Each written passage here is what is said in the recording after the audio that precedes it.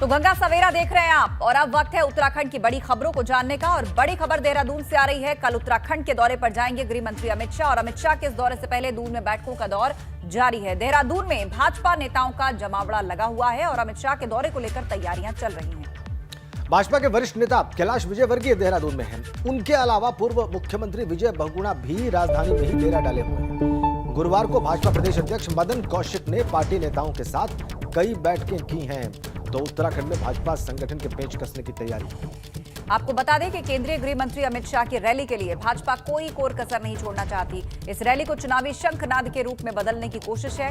यही वजह है कि आज मुख्यमंत्री पुष्कर सिंह धामी संगठन के नेताओं के साथ एक बैठक करेंगे। तो अमित शाह के दौरे की तैयारियां चल रही हैं, बैठकों का दौर जारी है। इस जनसभा को और बड़ा भव्य बनाने के लिए कवायद शुरू हो चुकी है। गृहमंत्री के दौरे की तैयारी में भाजपा जुट गई है। कई दिग्गज नेता देहरादून में मौजूद हैं। मदन कौशिक ने नेताओं और कार्यकर्ताओं के साथ बैठक भी की है। तो अमित शाह की इस रैली को उत्तराखंड में भाजपा के चुनावी शंखनाद के तौर पर देखा जा रहा है। कल उत्तराखंड आ रहे गृह मंत्री अमित शाह कई बैठकें करेंगे और एक जनसभा भी करेंगे। इसकी तैयारियां पुरजोर तरीके से चल रही हैं।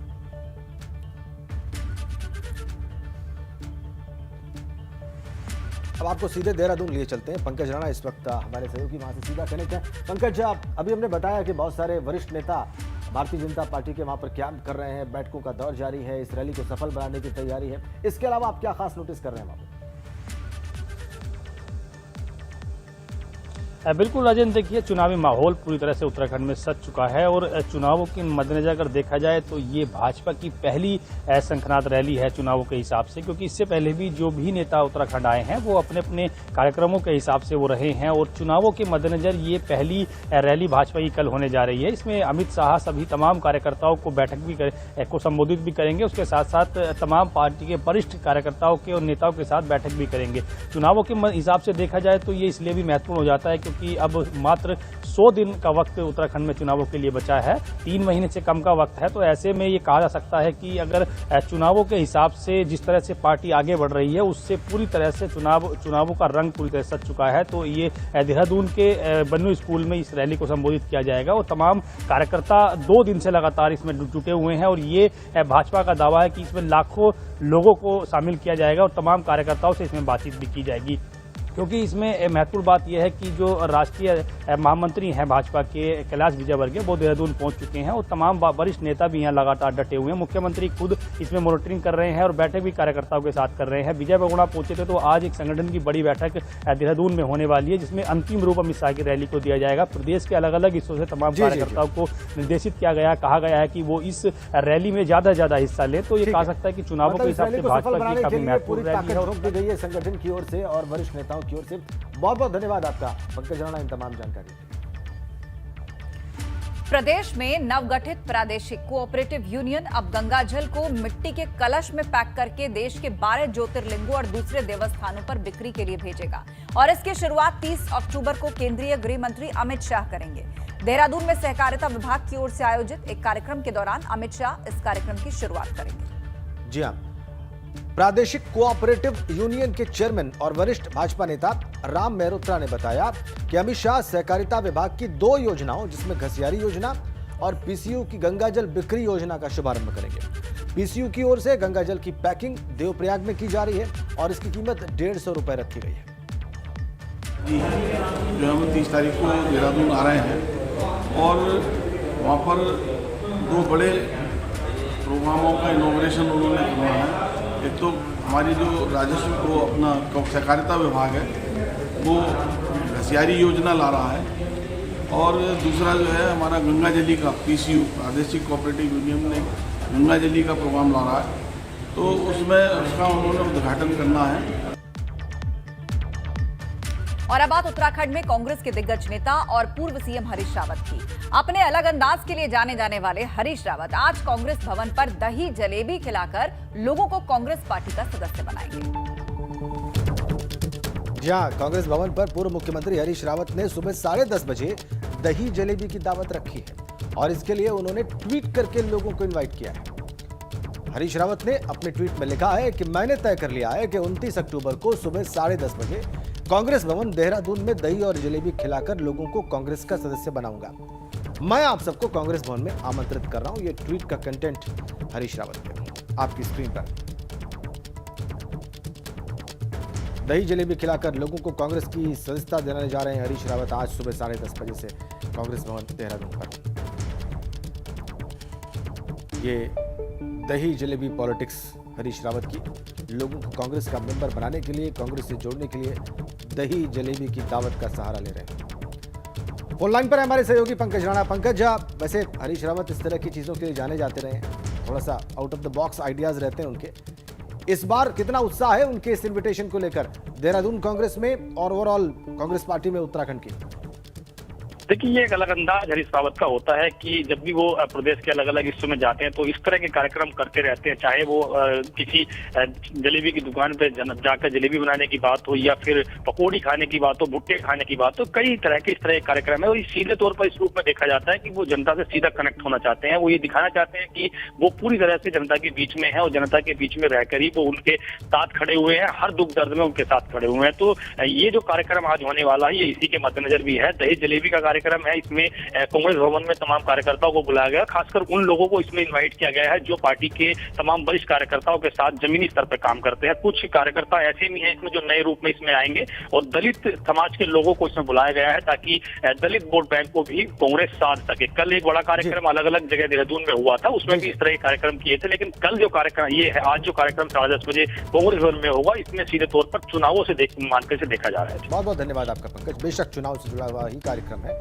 चुनाव ज्यादा दूर नहीं है और उसी दिशा में ये कदम हरीश रावत का। और चलिए अब अपने दर्शकों को इन बड़ी खबरों के अलावा आज कौन सी बड़ी खबरें और डेवलपमेंट्स रहने वाले हैं वो भी मैं बता देती हूँ। बिल्कुल, तो आस्था आपको बताएंगे कि बड़ी खबरें क्या है, लेकिन इसी बीच में आपको बताएं कि देहरादून सचिवालय में कैबिनेट की बैठक हुई।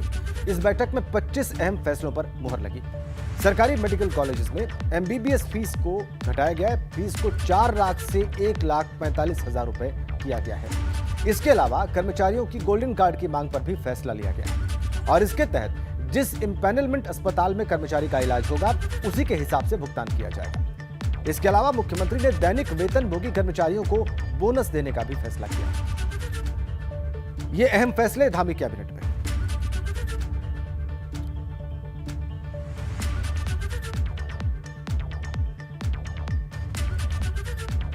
राज्य में सरकारी मेडिकल कॉलेजेस में जो बॉन्ड पर 50,000 रुपए सालाना और बाकी सीटों पर 4 लाख रुपए की फीस थी, उसको देश में सबसे कम 50,000 रुपया बॉन्ड पर और 1,45,000 रुपया बाकी बच्चों के लिए करने का कैबिनेट ने निर्णय लिया।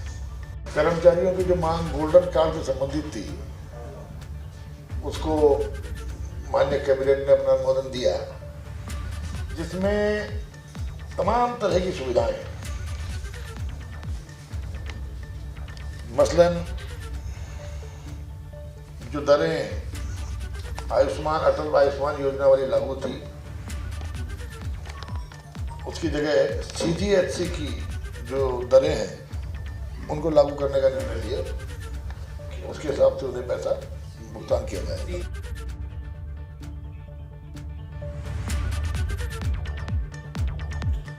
और चलिए अब अपने दर्शकों को हम बता देते हैं कि आज कौन सी ऐसी बड़ी खबरें रहने वाली हैं। सबसे पहले हम बात करेंगे गोरखपुर के व्यवसायी मनीष गुप्ता की मौत से जुड़ी मिस्ट्री की। बड़ी खबर यह है कि जिसमें CBI जांच की मांग वाली याचिका पर आज सुप्रीम कोर्ट में सुनवाई होगी। जस्टिस DY चंद्रचूड़ और जस्टिस नाग रत्ना की बेंच इस मामले की सुनवाई करेगी। आपको यह भी बता दें कि मनीष गुप्ता की पत्नी ने सुप्रीम कोर्ट में याचिका दाखिल करके CBI जांच की मांग की थी और साथ ही मामले की सुनवाई को दूसरी जगह ट्रांसफर करने की भी मांग उनकी पत्नी ने की थी। तो इस बड़ी खबर पर हमारी नजर बनी रहेगी। और अब आपको सीधे स्टूडियो लिए चलते हैं, खबरों के सिलसिले को आगे बढ़ाएंगे मेरे सहयोगी राजेंद्र। बिल्कुल, धन्यवाद आस्था। राज्यपाल गुरमीत सिंह 2 दिवसीय दौरे पर पौड़ी पहुंचे हैं और इस दौरान राज्यपाल ने अधिकारियों के साथ केंद्र और राज्य सरकार की योजनाओं को लेकर मीटिंग की। राज्यपाल ने कहा कि इस बात पर ध्यान दिया जाए कि किसानों और पशुपालकों की आय कैसे बढ़ाई जा सकती है।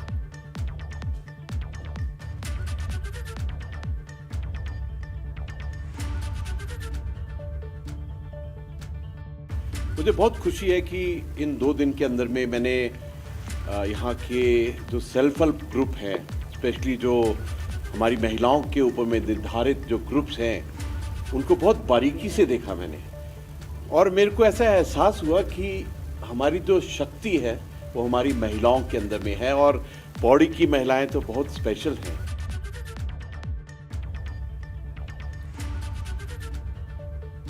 और अब तो गया नेताओं के आज के दौरे की जानकारी देने का। तो सियासी समर में नेताओं के दौरे लगे हुए हैं। आज कौन से नेता कहां दौरे पर रहेंगे, ये आस्था आपको बताने जाएंगे।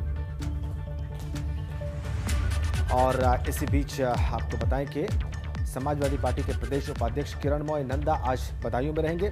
यहां वो पार्टी कार्यालय पर समीक्षा बैठक करेंगे। और चलिए अब नेताओं के दौरे के बारे में जानते हैं। चलते हैं मेरी सहयोगी आस्था के पास।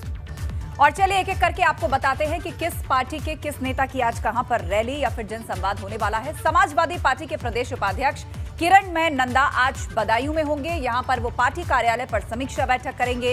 इससे पहले उन्होंने पीलीभीत और बरेली में विधानसभा चुनाव में पार्टी के संभावित उम्मीदवारों को लेकर एक समीक्षा बैठक की और लोगों से उस पर फीडबैक भी लिया। इसकी रिपोर्ट किरणमय नंदा लखनऊ पहुंचकर अब पार्टी आला कमान को सौंपेंगे। आगे बढ़ते हैं, बात करते हैं निषाद पार्टी की। निषाद पार्टी के अध्यक्ष और विधान परिषद सदस्य डॉक्टर संजय निषाद आज अयोध्या में रहेंगे। संजय निषाद दोपहर 12:30 बजे सर्किट हाउस में एक प्रेस कॉन्फ्रेंस करेंगे। साथ ही बीकापुर तहसील के पास स्वागत समारोह और एक रैली में भी शिरकत करेंगे। तो इन दोनों ही कार्यक्रमों पर हमारी नजर बनी रहेगी, इन्हें हम ट्रैक करते रहेंगे और इसका अपडेट आगे भी दर्शकों तक पहुंचाते रहेंगे। राजेंद्र, बहुत बहुत धन्यवाद आस्था, वापस भी आ गई हैं आपको नेताओं के दौरे के बारे में बताकर। बिल्कुल अब वक्त आ गया है उस सेगमेंट का जिसमें हम बात करते हैं फिटनेस की। जी हाँ, नेताओं की फिटनेस की।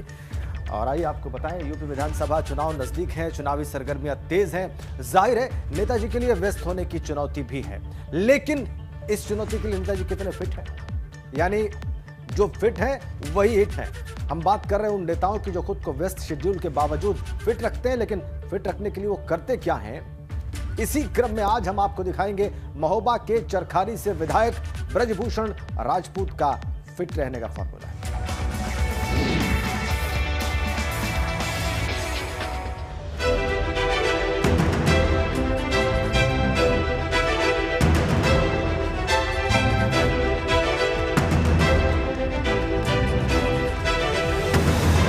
ब्रजभूषण जी, आपकी अगर दिनचर्या की अगर हम बात करें, कितने बजे शुरू होती है और देर रात तक कब तक जगते हैं? सुप्रभात अभिनव जी, हम लोग लगभग 5 बजे तक उठ जाते हैं और फिर व्यायाम, टहलने के साथ साथ टहलना रहता है, योगा, इसी तरह जी, योगा और मेडिटेशन करते हैं बिल्कुल हर दिन। हाँ, क्योंकि इतना प्रेशर ही होता है तो मेडिटेशन बहुत ज़रूरी है। कोशिश करते हैं कम से कम पूरा 1 घंटा तो हम लोग अपनी फिटनेस को दें, और उससे अधिक अगर समय मिल जाता है तो फिर वो भी देते हैं। जब तक कोई आ ना जाए मदद के लिए, तब तक हम लोग कोशिश करते हैं कि फिट रहने के लिए योगा, मेडिटेशन, वर्कआउट अपना करें।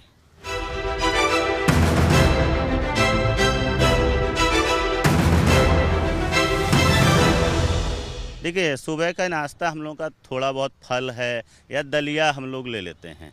इसके बाद फिर दोपहर के टाइम पे जो है दाल, रोटी, सब्जी हल्का फुल्का खा पाते हैं, और उसका कोई निश्चित नहीं होता है कि हम लोग दोपहर का खाना खाने को मिलता है कि नहीं मिलता है।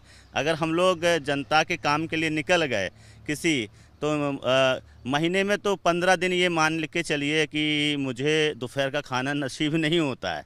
शाम को ही जाकर हम लोग जो है कुछ खा पाते हैं ठीक से। हल्का रात को? हाँ, रात को मजबूरी है हल्का खाना, नहीं तो फिर सुबह के टाइम पे दिक्कत होती है।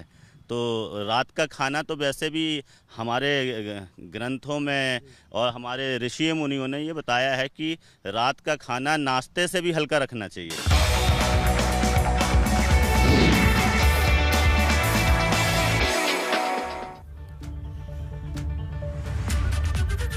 तो देखा आपने ब्रजभूषण राजपूत फिट रहने के लिए क्या करते हैं। सुबह 5 बजे उठ जाते हैं, रात का खाना बहुत हल्का खाते हैं और 1 घंटा एक्सरसाइज भी करते हैं। बिल्कुल, और इस सेगमेंट को दिखाने का मकसद यही है कि जब आपके जनप्रतिनिधि, आपके नेता अपने फिटनेस के लिए इतना कुछ कर रहे हैं तो थोड़ी इंस्पिरेशन आपको भी लेनी चाहिए।